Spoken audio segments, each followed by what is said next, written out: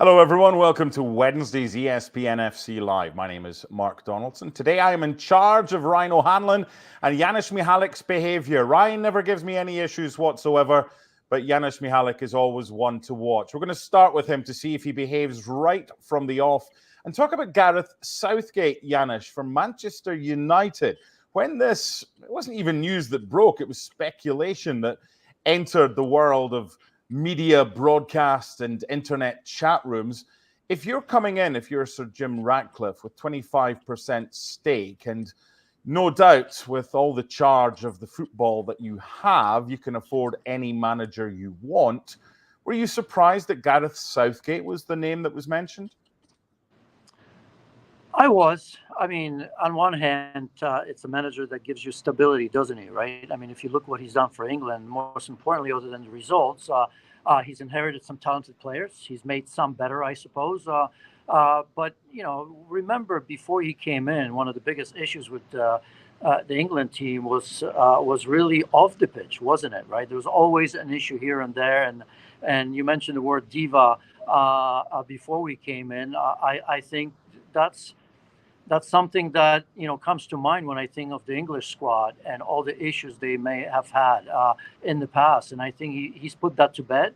I think he's very intelligent, very astute man who kind of put it all together and has had a lot of success with England. But in terms of Manchester United, they would need that stability. So he ticks that box for me. But I just still think that Manchester United, for me, in order to keep up with the best, and I consider Manchester United as obviously one of the biggest clubs in the world, I'd like to see them play a little bit more expensive, if you will. And I don't think Gareth Southgate comes to mind when it comes to that. Yeah, October 2009, Ryan, he was sacked by Middlesbrough with the team in fourth place in the Championship. Now, that is his only club job. Does he have the wow factor, given what he's done with England, that Manchester United fans, you would think, would want if Erik Ten Hag does eventually go? Because they still have a manager here. Yeah, I certainly don't think he has the wow factor. And I think it's just hard to, how much of England's success do you even attribute to Southgate? Like, it feels like we're in a golden generation where they have a crazy amount of depth. And, they made the semifinals of the 2018 World Cup, thanks in large part to a very easy draw on the side of the bracket. Made the finals of the Euros where they beat Germany, but the game was in England. They benefited from playing a bunch of the games in England. And in the last World Cup, I think they outplayed France, honestly, in that match. And Harry Kane just misses a penalty, and that's what decides it. But to me, I don't see England as a team that has even come close to outperforming the talent level of the team.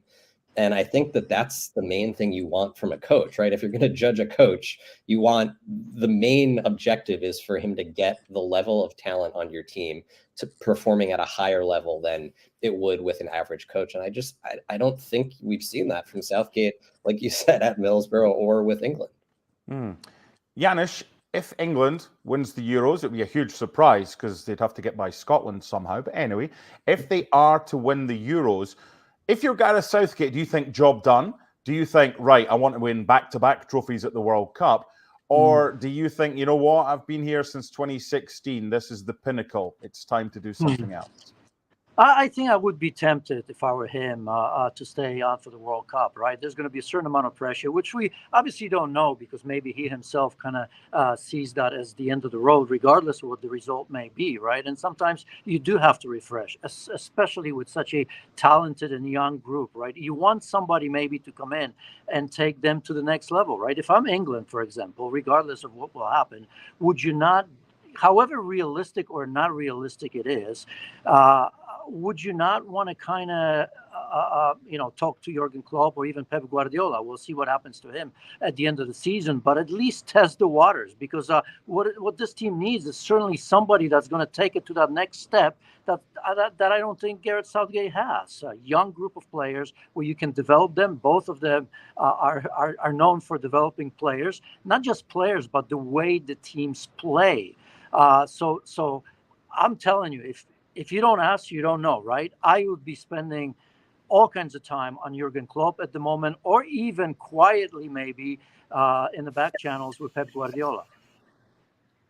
Ryan, this is like talking about an office colleague when they're sat right beside you, and it's as if they're not there. We're talking about Erik ten Hag and his successor.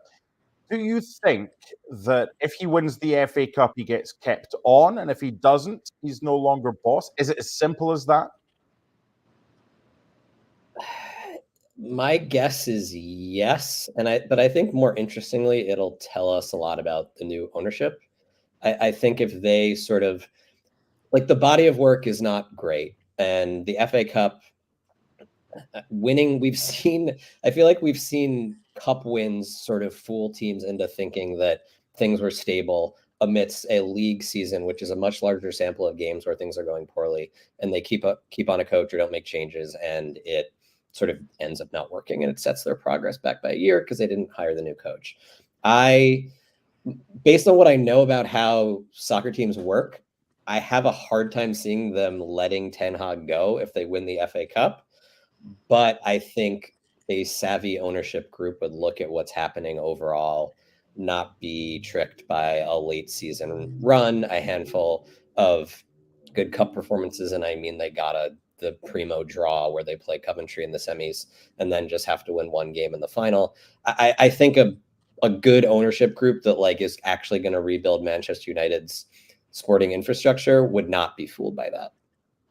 Janusz, I want to take it kind of full circle and ask you at the start about all the money in the world and can go who they want. If you do have all the money in the world and you can pretty much attract, within reason, any coach you want, would Gareth Southgate even be in your top 10?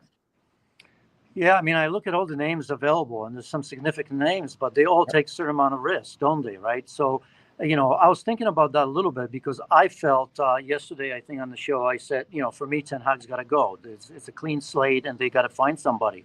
But the thing is, when I thought about it a little bit more, is that they almost have to be 100% sure that this is the man that they want, whoever it is, they want to go forward, right? Because you don't want to make a mistake. And is there anyone that ticks those boxes, right? If we look at the Potters of the world, the Contes, too pragmatic, right? You don't want, pretty much what Ten Hag is doing right now. Zinedine Zidane, perhaps, but we all know that he's probably going to ask for a lot of money being spent on a certain amount of players.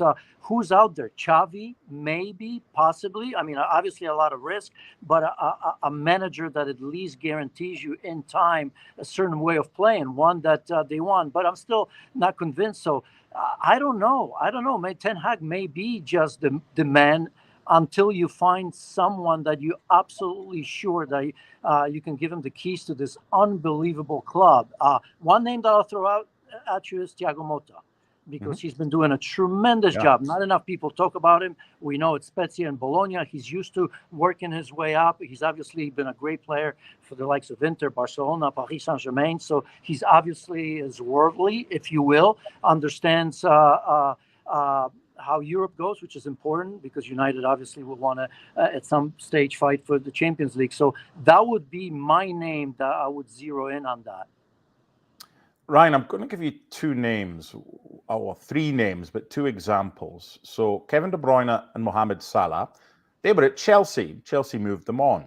Sir Alex Ferguson was at Manchester United, and Mark Robbins, who he'll face, Manchester United, a Coventry boss in the semi-final of this year's competition, scored a goal for Manchester United that pretty much kept Sir Alex Ferguson in a job in an FA Cup tie, which they then went on to beat Crystal Palace in the final. What if Manchester United have got the guy right now, but they're looking for someone else to replace the guy that they should be keeping? Are you telling me that is Ten Hag the Sir Alex of this analogy?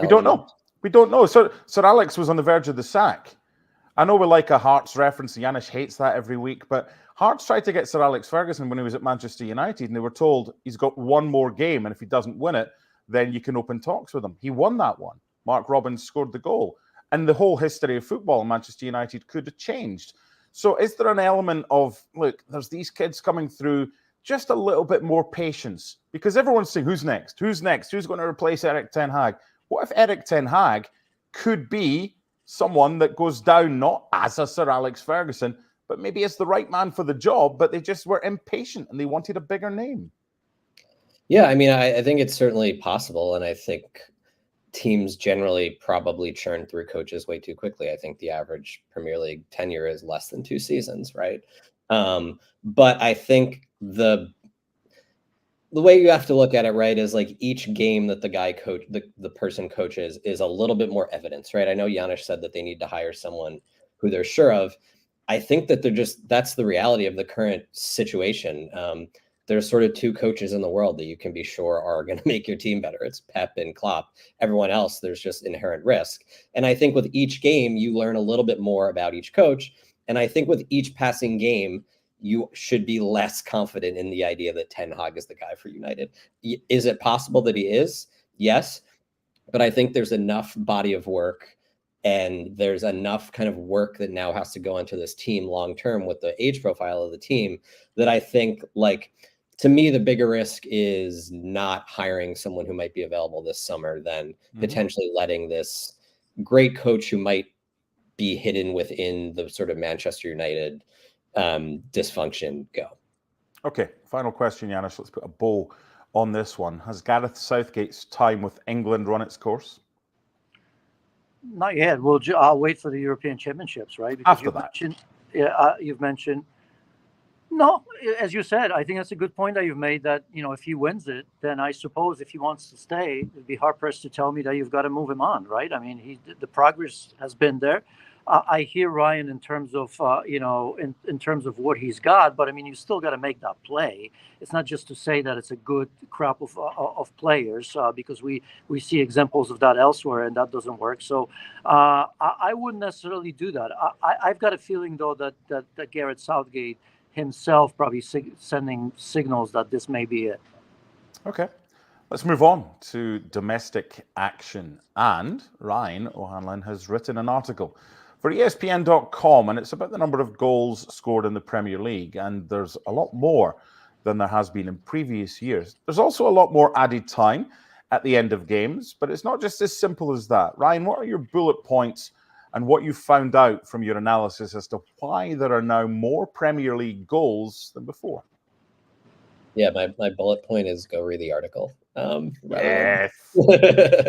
No, but so we're at about 1.63 goals. Each team is scoring about 1.63 goals per game. That's compared to the average of the previous 15 seasons, which is 1.37. Those numbers seem very tiny, 1.37 to 0.63 when compared. But over the course of the full season, that's 200 extra goals scored, basically 10 per team. I think 200 extra goals in a season, anyone watching soccer would notice that there are 200 more goals. And it's sort of an absurd, crazy increase, basically, right? Like it's not like the same exact number of goals are scored every year, but it's in a band, right? It's for the past 15 years, it's vacillated up and down, but it's gone up by so much this season that something has changed, right? The biggest thing that's changed is that there's more added time. We were at about 6 minutes of added time the past 15 years. This season, it's north of 11. So you look at the goals have increased by extra time goals. We have more extra time goals this season. I think it's 117 than in any of the 15 previous seasons. And this season obviously isn't over yet. But the increase is from about 1.11 per game to 0.21 per game. And so that still leaves a decent chunk of goals that are being added on in regulation, basically. And that, in some ways, I think is something of a mystery. And some of that can maybe be attributed to randomness. But my theory is that I did an article a couple of weeks ago on Pep and Klopp. And what you see when you look at the numbers, it's that teams are winning the ball higher up the field in the attacking third more than ever before. But they're also stringing together longer possessions, just measured by the number of passes than ever before. And you'd think those two things would be sort of in conflict with each other. But I don't think they are. I think they reinforce each other. So you have a situation where more teams are winning the ball high, which then creates high quality opportunities where you're attacking a disorganized defense. You have high quality chances, but you also have teams that are adept at beating the press, because of their ability in possession. And when you break through a press, you then have all of this space to attack into, which would then create higher quality opportunities at the other end. So I think it's added time plus a little bit of randomness, plus the sort of tactical moment we're in, where pressing and possession play are kind of both being prioritized at the same time, have created this increased goal scoring environment. Janusz, you watch 313 football games every single week. Is it just the Premier League? 314 because Sorry. I've been watching Hearts.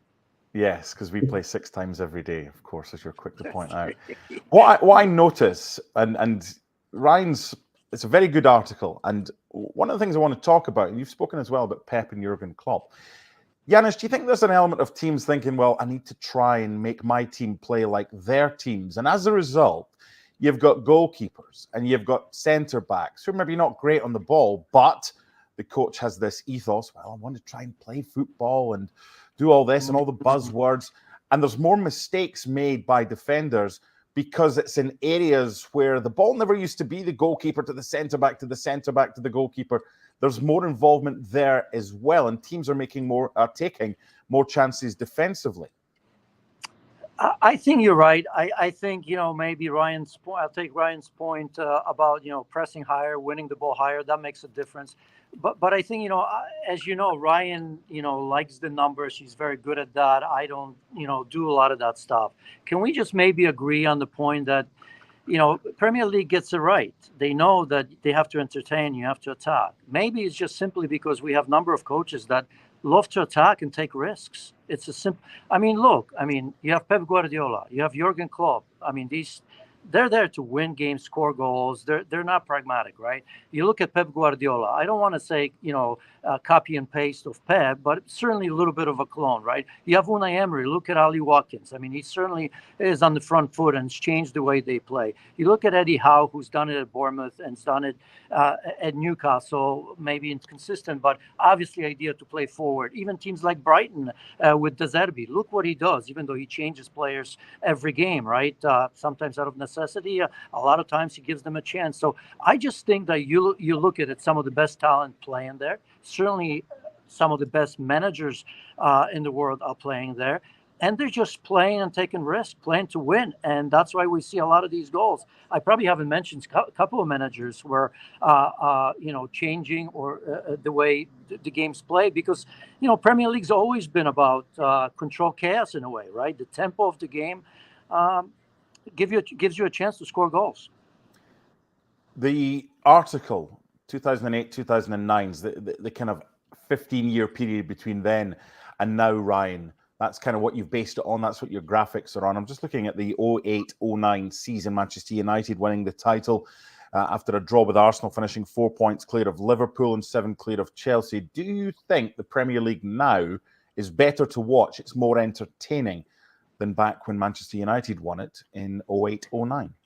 Yeah, absolutely. 08-09 is sort of, can't say this word on air, but Jorge Valdano, the Argentinian, former Argentina and Real Madrid player, when Chelsea and Liverpool played in the Champions League in 2005, he called it a bleep on a stick. Essentially is what he was watching. Careful. And the predominant method, I feel like at that time, the predominant sort of tactical theme was defensive organization with Rafa Benitez and Jose Mourinho. And I think in 08-09 we were, Chelsea didn't have Mourinho anymore at that point, but we were sort of stuck in that era where it was defensive organization and these sort of tactical ideas to create attack against defensive organization, whether it's Pep's possession style or Klopp's pressing. Those hadn't really emerged yet. So I think, the games are, goals are more fun. They just are. And way more goals are being scored. So I think that absolutely it's better. And then you add in the league's a lot richer compared to the rest of Europe. Yeah. So the players are just better comparatively as well. Which is true. So give Ryan's article a read. It's on ESPN.com. Our third and final main topic today on ESPN FC Live. So I got sent this, Janusz, from producer Bobby, and it simply said the headline was Madrid's problems Madrid's problems. They're 8 points clear at the top of the league. They're in the quarterfinal of the Champions League against Manchester City. They're one of the biggest clubs in the world, but there's problems at Real Madrid. There's yellow cards mounting up. There's Thibaut Courtois. There's Toni Kroos. There's injuries. How big are these problems? I don't see them as yet, right? I mean, obviously, it's going to be a difficult task for them. Not so much in La Liga. I think Real Madrid has won La Liga, even though we see a resurgence, a little bit of Barcelona, but I think that's done and dusted. In terms of Champions League, yeah, I mean, it's Manchester City. We all know how difficult that is for Real Madrid. I mean, they've won it against them, but in terms of how the games pan out, you know, Manchester City dominated last season, and even when they went out, they were the better team. Bottom line is, this is a great Real Madrid team right now, even with the issue of Thibaut Courtois, which I think in a way makes it a little bit easier for Carlo Ancelotti, because Andre Wunin has been absolutely outstanding, and any decision would have been a difficult one for him, right? And could have been second guessed if you put Thibaut Courtois in a match like this after missing so many games, right? You could ask questions. If he doesn't, then we'd have questions as well, depending on if there were mistakes or not in the game. In terms of yellow cards, that is an issue. I suspect Ancelotti knows that he's got to do a lot in the first game. I think all those players sitting on the yellow cards will play, because a lot depends on him. You may not have a second chance in the reverse as well. So I think, knowing Ancelotti and any sort of coach, you put the best lineup. You hope the players will be smart enough, at least are not going to get booked for something stupid, right? He'll allow them to play. So there are issues, but this is Real Madrid. And if, you know, all the players that we know play at their best, I'm sure Manchester City is going to have their issues with them. Are you giving Toni Kroos a new contract, Janusz? Sure, if he wants one, why not? The way he plays, absolutely. I mean, I haven't seen anything. If anything, he himself has said that this is the best he's felt in years, in terms of his fitness, in terms of how his body feels. Good enough, obviously, to come back and play for Germany in European Championships. I wouldn't hesitate. Ryan, looking at the league going into the Champions League, I remember going to El Clasico October 2022. Real Madrid won at home against Barcelona, were cruising. Even back then, they had a big lead over Barcelona, and they blew it. Barca ended up winning the title last season. There's an 8-point lead right now for Real Madrid, but again, with the Courtois injury, set to miss another 4 to 6 weeks because of a meniscus issue. Barca starting to find a fair bit of form and a bit of momentum as well. You don't foresee any issues, do you, for Real Madrid in the league with Barcelona breathing down their neck, do you? I think my guess would be the gap will be smaller by the end of the season than 8 points, which is me essentially saying I think Barcelona will outperform Real Madrid from now to the end of the season in La Liga. But I just think 8 points is too big of a gap. And Barca, like, I don't know, they're someone like me who like looks at the numbers. Their numbers are very good because they just create way more chances than their opponents every game. But I just don't trust them to like be consistent enough to run down Madrid, where they would probably have to. I don't know how many points they could really drop to be able to catch them, and they would have to win the game between the two. I mean, I don't think it's impossible, I guess I would say, but it's very unlikely. But I think it'll get much closer than 8 points by the end of the season, actually. Janusz, we spoke briefly about the yellow card issues that Real Madrid have got going into the Manchester City first leg tie, which is at the Bernabeu. Jude Bellingham is one of them, Vinny Jr., Camavinga, and Tchouaméni. As someone that played the game, I would assume that you can't really change your game because you're on a yellow card, or it's like try to play for a draw. You just have to do what you do and just don't be silly, play smart a little bit. Is that the way this quartet has to go into this first leg tie, knowing if they pick up a yellow, they'll miss the second leg at the Etihad?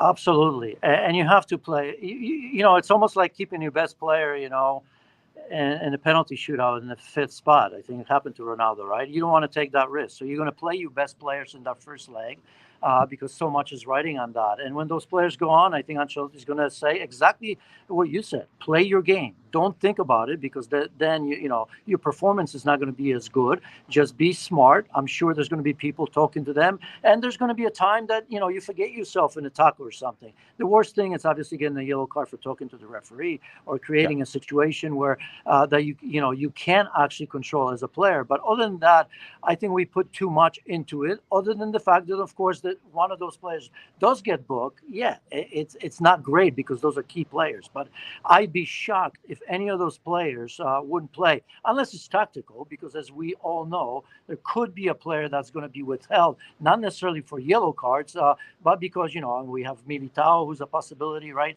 of coming back. I don't know how much they're going to risk him after what happened to Thibaut Courtois. But, tactically, we've seen, say, Tchouaméni or Camavinga start off the bench. So I could see that. But most of them will play. And I think Ancelotti, Mark, I think you said it perfectly. Just go out there, do your thing. Don't think about it. And Ryan, when you've won 14 Champions League / European Cups, this isn't like Coventry playing in the FA Cup semi-final, where they've probably not been there, I don't think, since 1987 when they won it. This isn't like some fly-by-night team that's playing in the quarter-final of Europe for the first time and doesn't really know what to do. How do we do this with our league form, and how do we do this with our European form? This is Real Madrid. Real Madrid get here pretty much every single season, and most of the time when they do get here, they're usually either top or second in the table. So this isn't an inexperienced Real Madrid or a Carlo Ancelotti or any of the players that are like, ooh, I'm not sure what we do here. They know what to do, don't they? Ryan? Oh, one or two issues with Ryan. Is he frozen? He has frozen. Janusz, you may have to repeat the question, because I was frozen too. Oh, okay. No, I'm basically saying this isn't a fly-by-night team that's reached the quarterfinals for the first time, doesn't know how to combine both that and challenging for a title. It's Real Madrid. It's 14 titles. Yeah. They know what to do. They're not going to do anything. Absolutely. And this is the issue that we all have as experts, right? Because you're looking for, maybe sometimes fresher things to say while forgetting what you're saying. This is an incredible team. The difference between Real Madrid and Manchester City is very, very small. I mean, we could sit here, and I'm sure we will be pretty soon, and say, well, this is not the Manchester City from last season. You could tell they were unplayable. I mean, they were firing on all cylinders for sure. Right now, they're still getting to that point. They still look great. They still have the depth. We've just mentioned the yellow cards. I still think that Real Madrid has incredible amount of depth, right? I mean, depth, Brahim Diaz, and we can go on and on and on. They have the know-how. They have the experience. It's going to be fascinating. We could say, who do we like better and who's going to create more chances? That's always going to be Manchester City. But as we've seen before, this is a team that never gives up. Remember, 90, 91st, 92nd minute, Real Madrid finding a way to come back from an impossible situation. That season, they beat truly all the best teams in Europe on the way to win their trophy as well. So this is going to be margins as always, because you're talking about Real Madrid, one of the greatest teams ever, and Manchester City, who in the past has been virtually unplayable. I'm going to give Ryan one more question, because it was a bit unfair with him freezing. Is he there? Oh, see, there's that circle of doom. That circle of doom has appeared. And you know what? Sometimes it's a message. It just says, wrap it up. Say goodbye, Janusz. See, it was a great show anyway. And you're not giving me a hard time. I love it. We'll do it again on Friday with ESPN FC Live, 3 times a week on our YouTube channels. And from Ryan as well, I'm not even going to attempt an American accent. I'm going to say bye from him and bye from me. We'll see you again in a couple of days.